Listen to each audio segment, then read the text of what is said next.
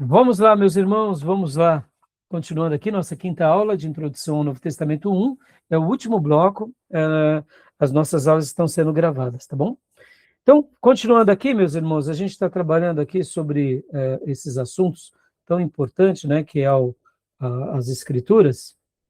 Então, continuando aqui, agora vamos falar um pouco mais sobre a manuscritologia. Nós não iremos mergulhar sobre esse assunto. Como vocês sabem, eu já passei para vocês material sobre essas questões dos manuscritos. Há muita informação sobre isso. Só para vocês terem uma ideia, há uma matéria, que é a matéria de crítica textual, ou manuscritologia. Aqui é assunto para uma pós-graduação, tá, irmãos? E aqui é um caroço de angu dos bons, tá bom? Sabe, Diego, há pouco no intervalo, enquanto nós falávamos, eu vejo aqui na classe, graças a Deus, que os irmãos são piedosos, são crentes. Então, eu estou tentando explicar aqui com bastante detalhes, mas vamos imaginar que aqui na classe tivéssemos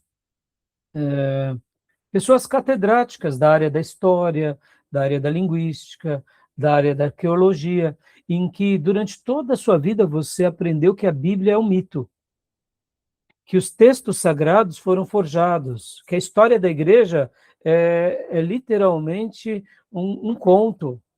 Então, para muitas pessoas, esse assunto ele é muito desafiador, porque a pessoa foi treinada num ceticismo e num humanismo imenso, e num humanismo absurdo.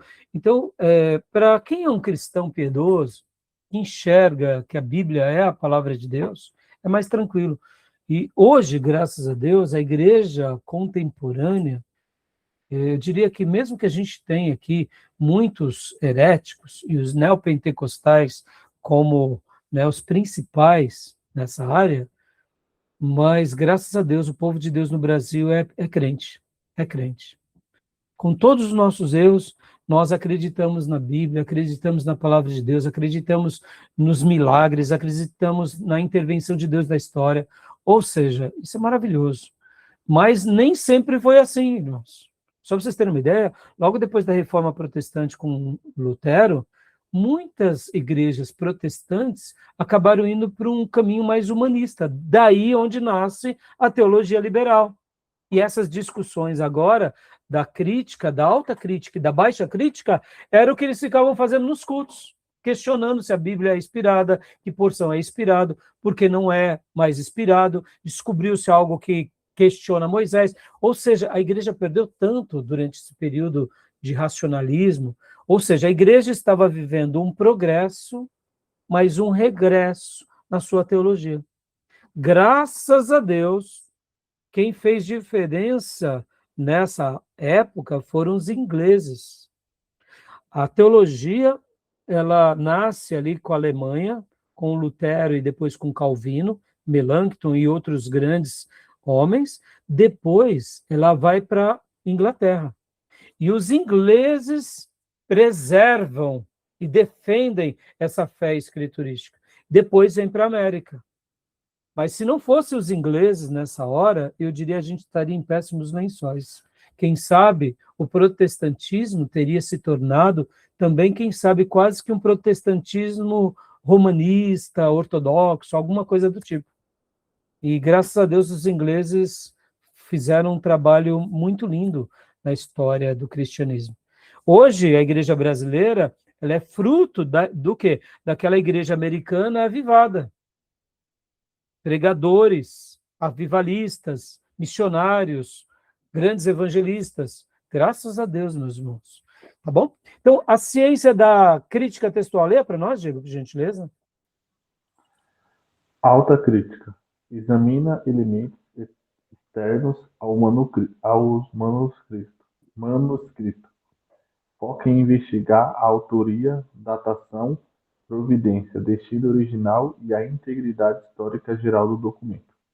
Então, perceba que pode ver que em toda a matéria do Antigo Testamento 1 e 2 e agora do Novo Testamento 1, a alta crítica, ela está com os olhos de uma forma aos elementos externos. Quem é o autor, que época, para quem foi escrito.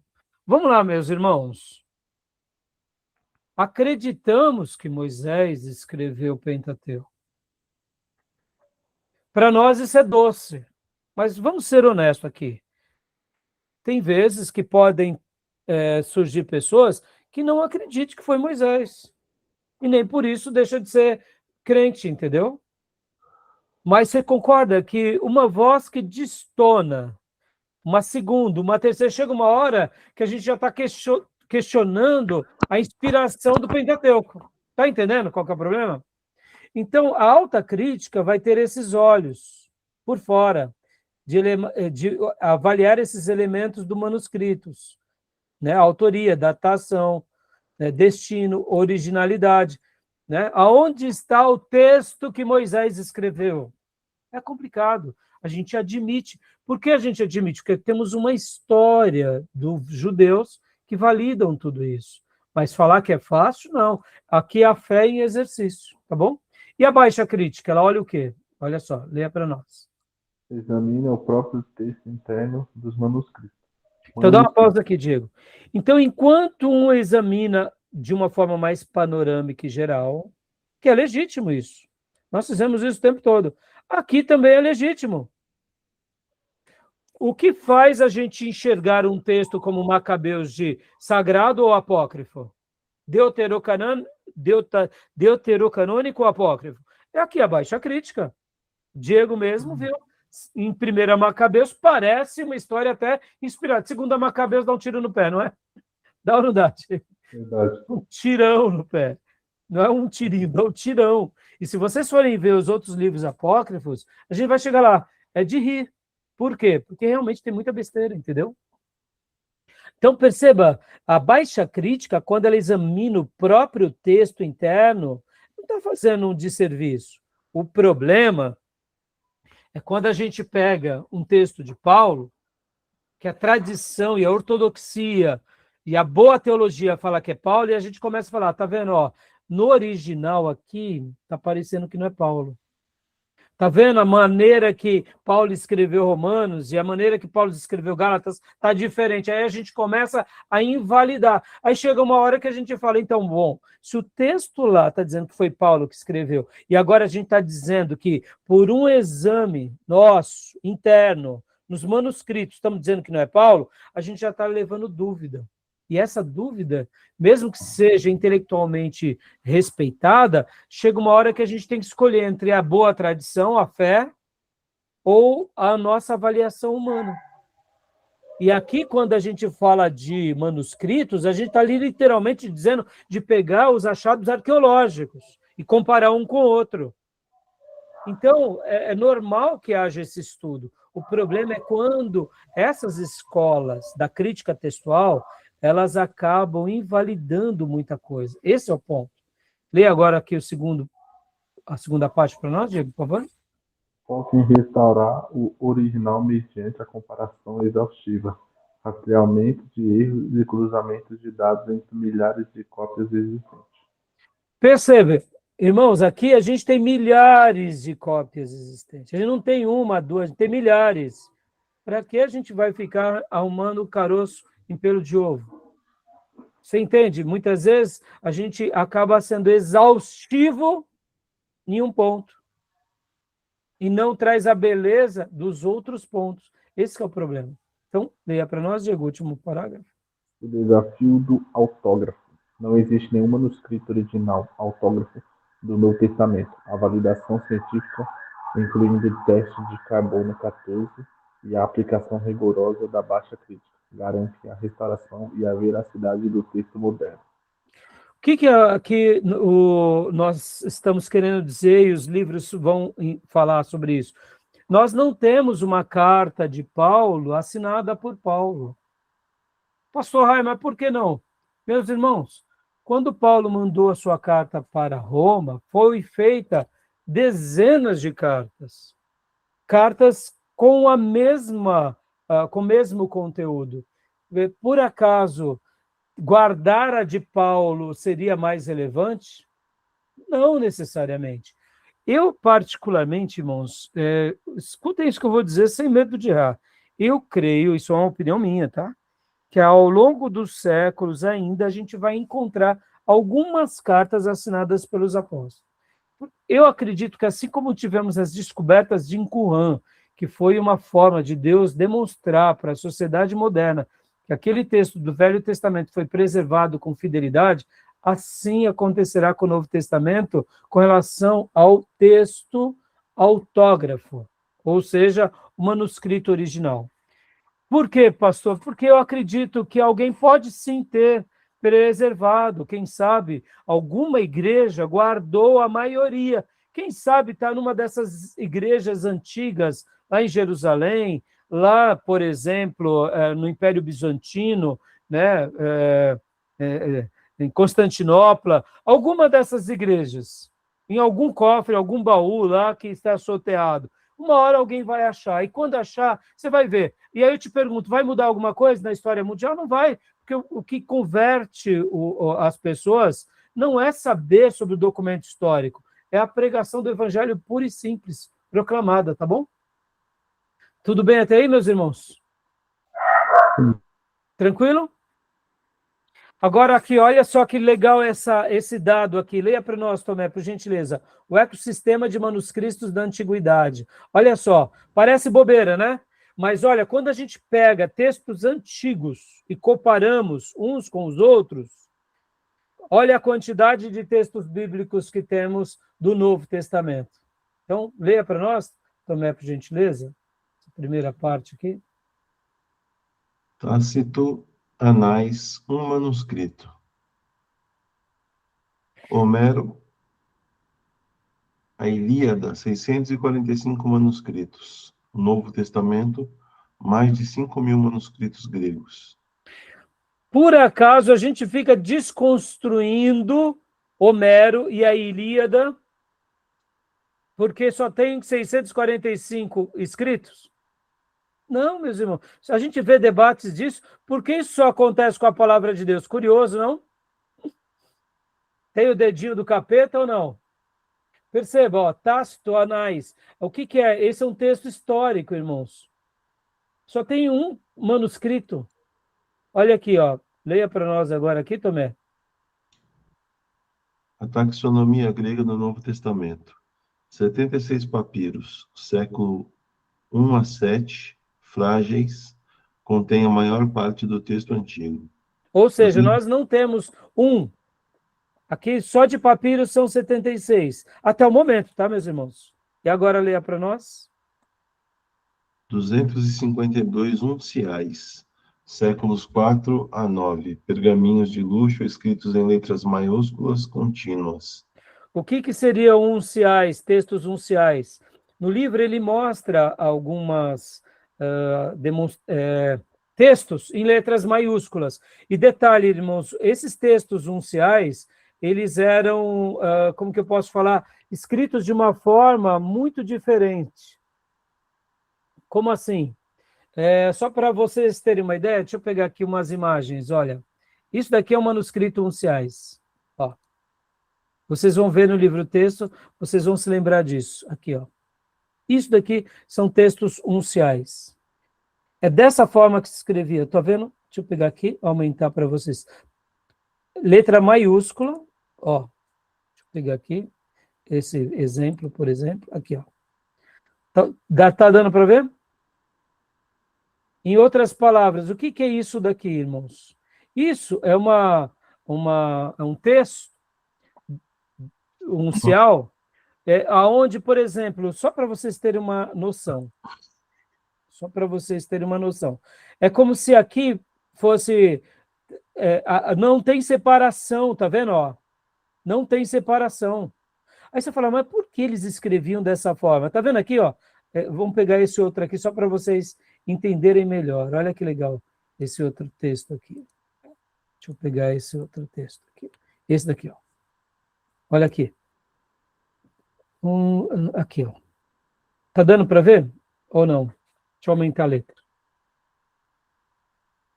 Eles eram escritos literalmente uma palavra atrás da outra. Por que eles escreviam dessa forma? É simples. Eles escreviam dessa forma para quê? Para ninguém colocar nenhuma letra entre uma palavra ou outra. e depois eles contavam quantas letras tinham em cada linha. Agora, tudo isso era feito à mão, meus irmãos.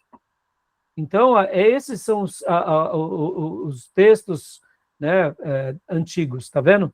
Ó, unciais. Dá para vocês chegarem a ver ou não?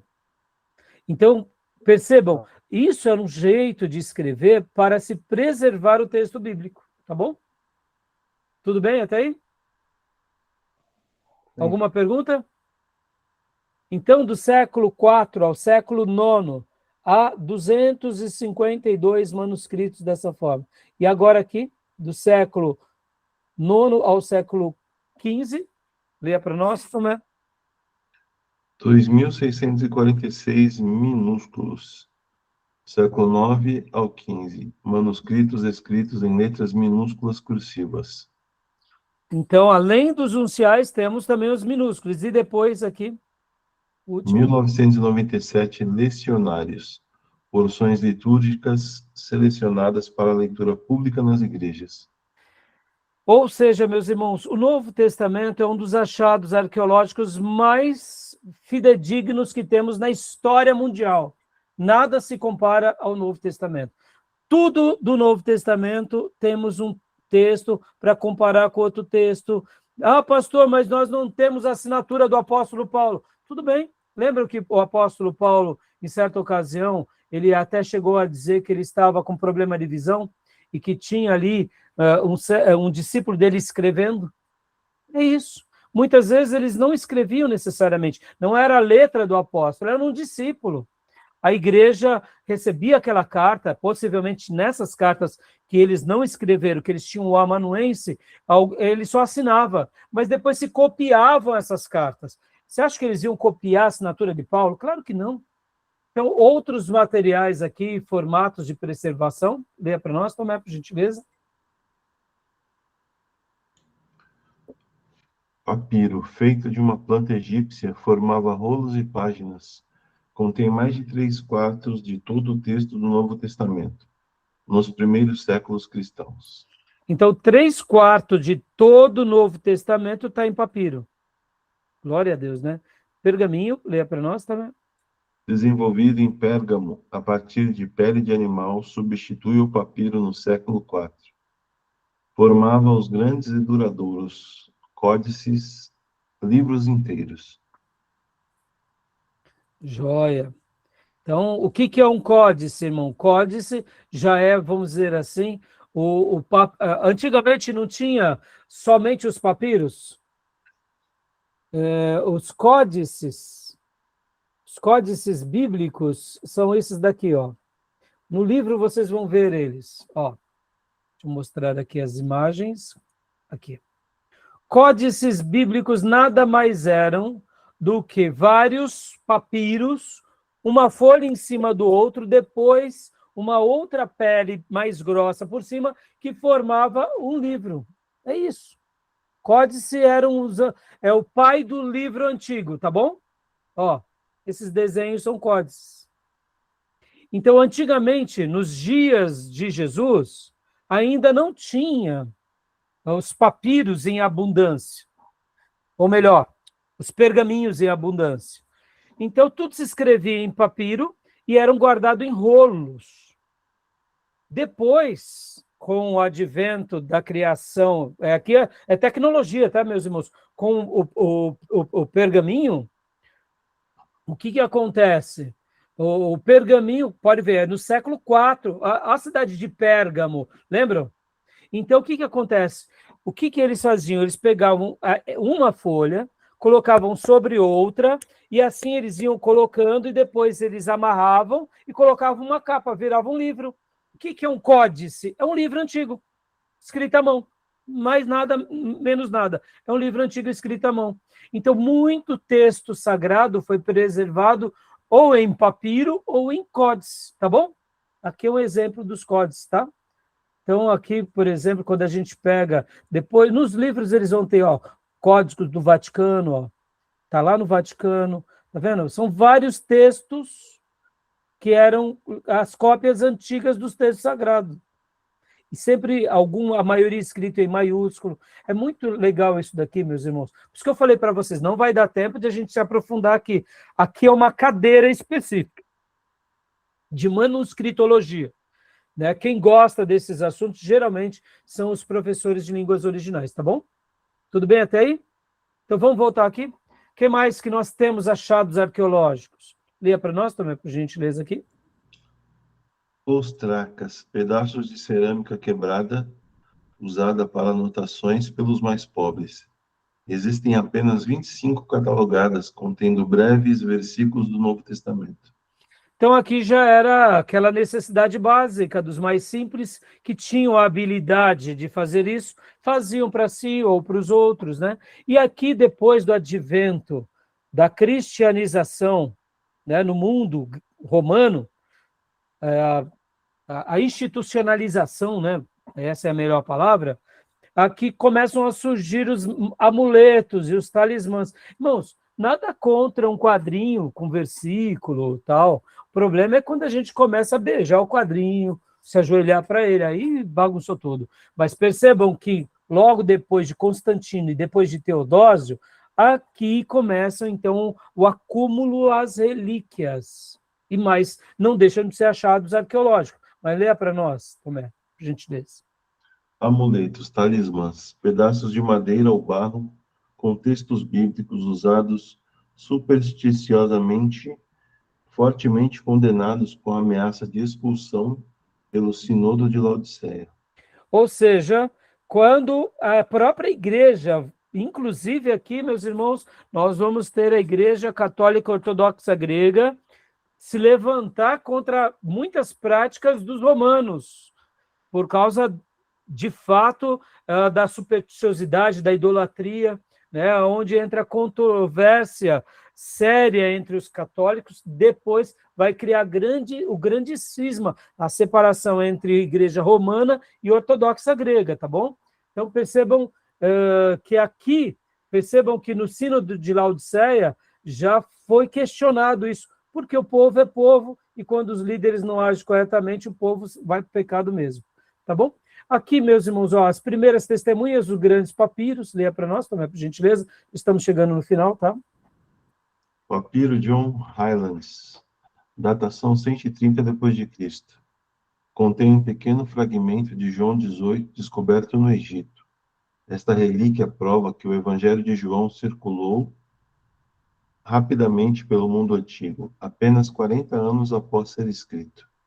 Então, aqui prova, meus irmãos, por meio desse papiro, ora, se 40 anos depois, ou seja, por volta do ano 130, já tinha o Evangelho de João, capítulo 18, lá no Egito, isso prova quem? Quem escreveu o Evangelho de João? Foi alguém lá no 3º século? Entenderam? Ou seja, isso só mostra a veracidade do texto. Se no ano 130, e aqui temos a datação do carbono 14, tá? Se havia esse texto de João 18, lá no Egito, isso prova que realmente o evangelho já tinha sido espalhado pelo mundo, tá bom? Segundo aqui, Tomé, por favor. Papiro Bodmer II, datação 200 d.C., anunciado em 1956 pela Biblioteca Bodmer de Genebra, contém os primeiros 14 capítulos completos do Evangelho de João e porções significativas dos capítulos finais. Ou seja, um outro texto do ano 200. Como eu falei, meus irmãos, muitas vezes não subestimem. Com certeza, muitas coisas nós saberemos. Agora, é claro, meus irmãos, vocês têm que lembrar que depois também do advento das conquistas muçulmanas, houve muita guerra, houve a quebra de muitas coisas religiosas, a queima. O ser humano até hoje é assim, né? Pode ver, um destrói o que é do outro, em nome do seu novo reinado. Então, muita coisa pode ter sido destruída, mas eu acho que ainda a gente vai descobrir muita coisa, tá? Essa é uma opinião minha. Mas o que temos já é o suficiente. E o último aqui, Tomé, por favor. Papiro Chester Bet, datação século III, anunciado em 1931. Uma vasta coleção composta por porções de 11 códices diferentes, incluindo os 4 evangelhos, e o livro de Atos dos Apóstolos. Ou seja, no século III, irmãos, ano 200 e alguma coisa também, tá bom? Tudo bem até aí? Alguma pergunta? Alguma dúvida? Já estamos chegando no final, irmãos. Temos só mais esses 4 slides aqui, tá bom? Então, rapidinho aqui. Ó, os pilares da tradução, os códices unciais. Essas são as datas. O códice sinaíticos, ou seja, do século IV, o único contendo o Novo Testamento inteiro, ou seja, aqui no século IV, ali nos anos 300 e pouco, descoberto no Monte Sinai e comprado pela Grã-Bretanha por, aqui acho que é libra, né? 100 mil libras, tá bom? O Código Vaticano, do século IV também, considerado por Westcott e Hort como o melhor e mais puro manuscrito grego, preservado até Hebreus 9:13. Códigos Alexandrinos, século V, uma obra magistral, presenteada ao rei Tiago I da Inglaterra em 1621, ou seja, é uma obra do século V. Codex Efraimi, século V, palimpsesto. Efraim Ciro apagou o texto bíblico no século VI. O que seria esse palimpsesto aqui? Antigamente, mano, esse daqui é de rir, tá? Hoje nós não pegamos muitas vezes um caderno do filho que está escrito em lápis, aí a gente apaga e escreve em cima, não é assim? Tem hora que a gente não precisa de uma folha, tá? A lápis a gente não apaga. Foi isso que aconteceu com esse código aqui. Foi pego aqui, ó. Efraim Ciro apagou o texto bíblico no século XII para escrever sermões por cima do pergaminho. Então ele pegou o pergaminho que tinha ali textos bíblicos, apagou, né, raspando, e aí escreveu o sermão. Mas depois foram examinar aquele achado arqueológico e falaram, mas o que estava escrito aqui debaixo? E notaram que era o texto bíblico. Então, assim, não deixou de ser um código, tá bom? É claro que houve outras coisas também a mais, tá? Descobriram, né, que esse material depois, mas hoje em dia, com a tecnologia, você consegue verificar esses achados, tá? E o Código Bizantino, que seria do século VI, manuscrito bilíngue em grego e latim, possui lacunas e sofreu fortes influências ocidentais e siríacas, tá bom? O Codex Bizai, tá bom? Tudo bem até aí? São documentos muito importantes na história, tá bom? Alguma pergunta, alguma dúvida, meus irmãos? E aqui, a anatomia das variantes textuais, ou seja, origens das variantes. Aqui temos não intencionais, acidentais, por exemplo, ópticos, pular sentenças com início ou fins idênticos. Então, percebam, muitas vezes, no manuscrito, você vai achar que houve variações não intencionais, acidentais. Por exemplo, mecânicos, omitir palavras repetidas ou repetir a mesma palavra erroneamente. Sabe quando você está escrevendo algo que você escreve 2 vezes ou omite uma palavra? Então, vai ter esses erros. Aqui nós estamos falando, irmãos, de textos escritos à mão, ou seja, são falíveis. Auditivos, erros de audição durante o ditado em voz alta entre os escribas. Ou seja, enquanto alguém ia lendo o texto, os escribas iam escrevendo. Sabe quando você escreve errado? Então, é porque, de fato, você escutou e você não prestou atenção. E erros ortográficos, tá bom? Troca de vogais com sons idênticos ou falta de divisão entre as palavras. Isso você vai ter, esses erros aqui não intencionais ou acidentais. E aqui temos alguns erros ou variantes intencionais, alterações propositais. Como assim, pastor? Olha só, a alteração de um evangelho para combinar forçadamente com o outro. Vamos pegar aqui um exemplo, irmãos? Lembra quando a gente pega, por exemplo, o livro de Atos, que está falando lá, Abraão saiu de Ur dos Caldeus?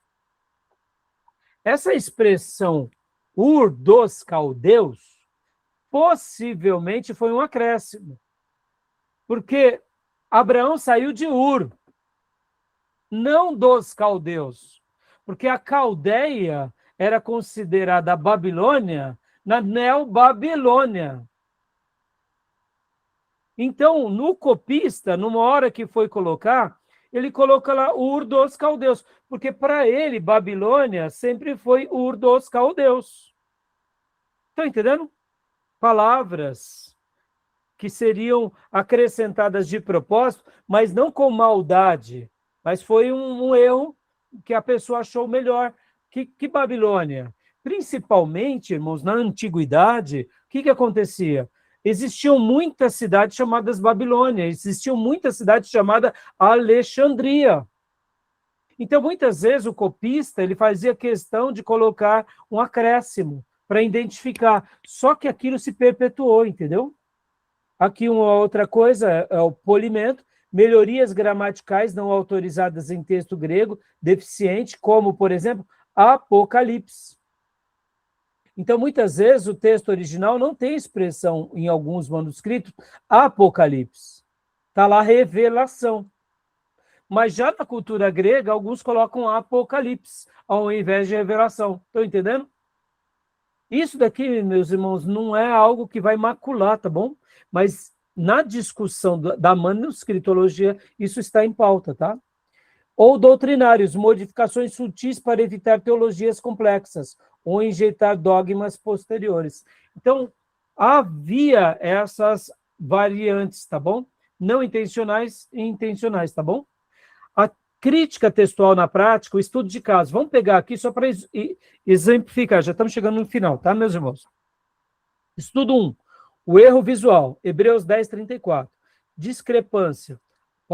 Se quiser, abra a Bíblia aí em Hebreus 10, 34, só para você confirmar. Eu vou abrir também aqui com vocês, tá? Vou deixar a minha Bíblia digital aberta, só para facilitar. O que acontece em Hebreus 10, 34? Nesse texto, olha só, a discrepância, manuscritos divergem entre compaixão dos prisioneiros e compaixão das minhas cadeias. Por quê? Vamos pegar aqui o texto bíblico, 10:34. Deixa eu compartilhar com vocês. Nessa versão, está assim, ó.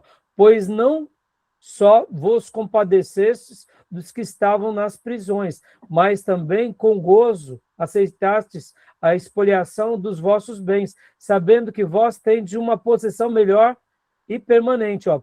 Olha só, pois não só vos compadecestes dos que estavam nas prisões. Voltando lá para o exemplo. A solução. O original grego lia-se desmois, prisioneiro. Um copista engoliu a letra I, escrevendo desmois. Ou seja, eu até li errado, né? Ou seja, cadeias. Desmióis é prisioneiros. Desmois é cadeiras. Logo, quando um copista colocou aqui cadeiras, sem perceber, porque engoliu uma letra, como a frase perdeu sentido, vamos imaginar uma pessoa que está lendo 100 anos depois. Aí ele está fazendo uma nova cópia.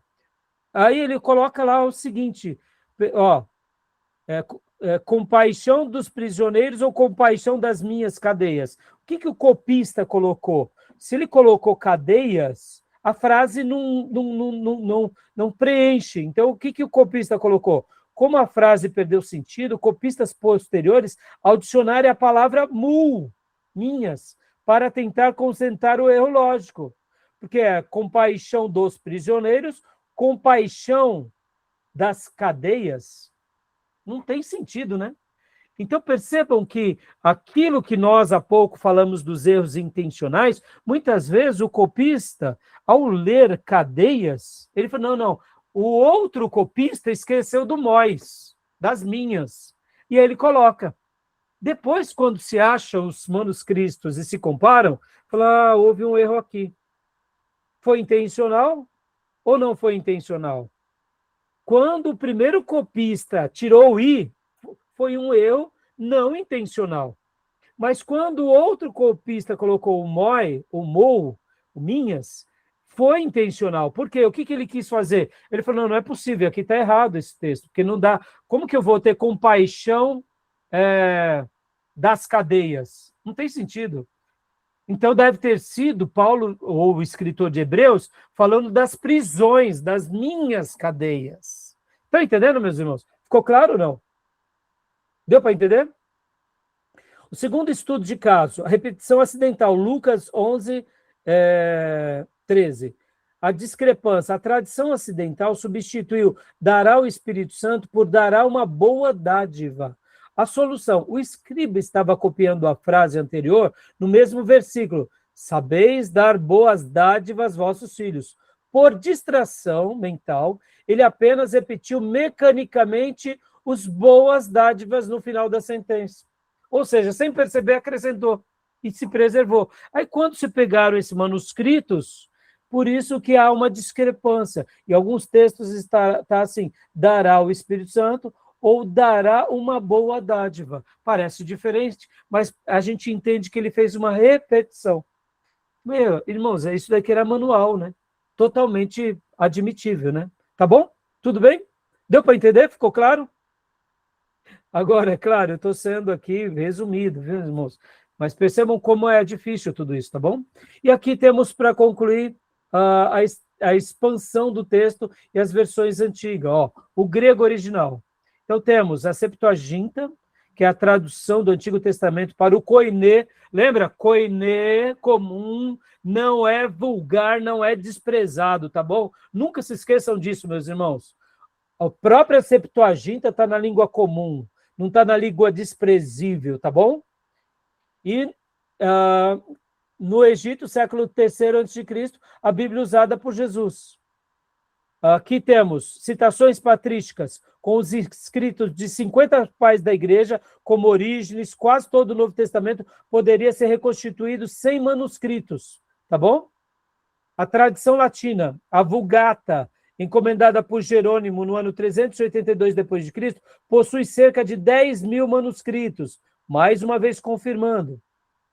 A Europa e a Ásia, o gótico, traduzido por Ulfilas, o eslavônico, o armênio e o geórgico. Na aula de história eclesiástica, eu falo muito sobre esse Ulfilas, tá, meus irmãos?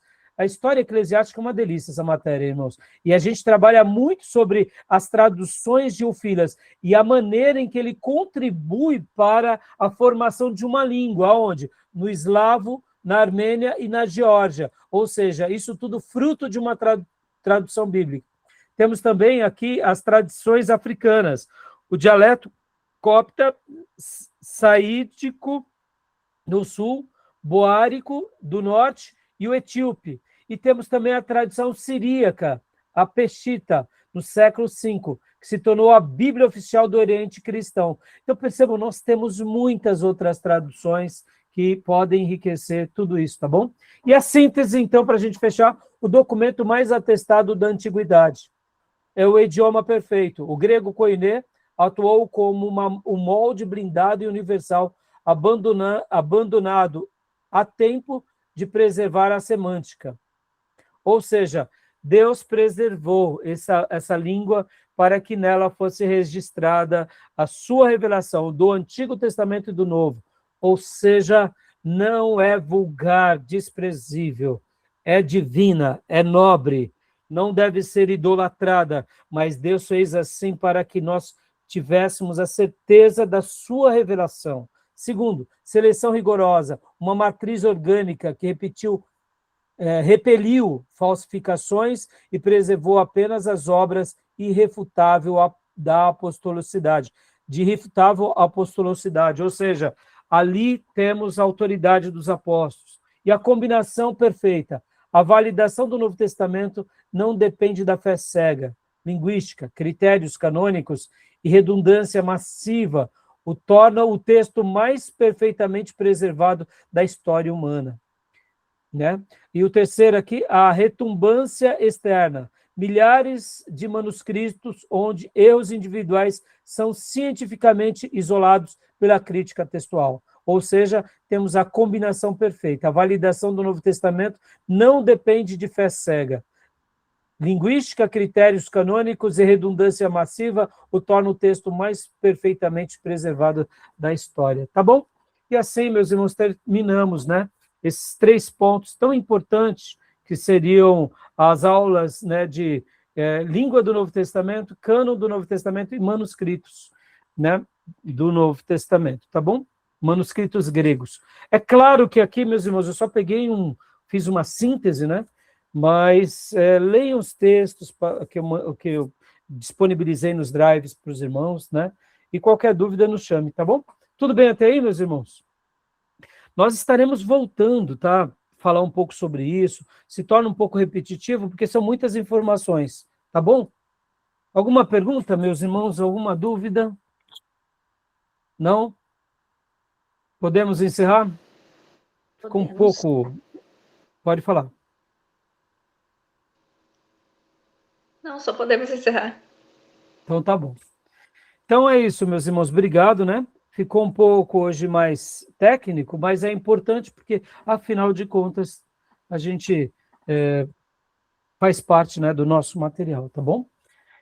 Firme na leitura, que Deus abençoe, nos encontramos quinta. E as ovelhinhas nós nos encontraremos amanhã na nossa casa do Pai, tá bom? Então, amém. Deus abençoe, irmã Sônia. Boa noite amém. Aí em Minas. Boa noite. Né? E aos irmãos aqui também. Deus abençoe, meus irmãos. Boa noite, graças a Deus.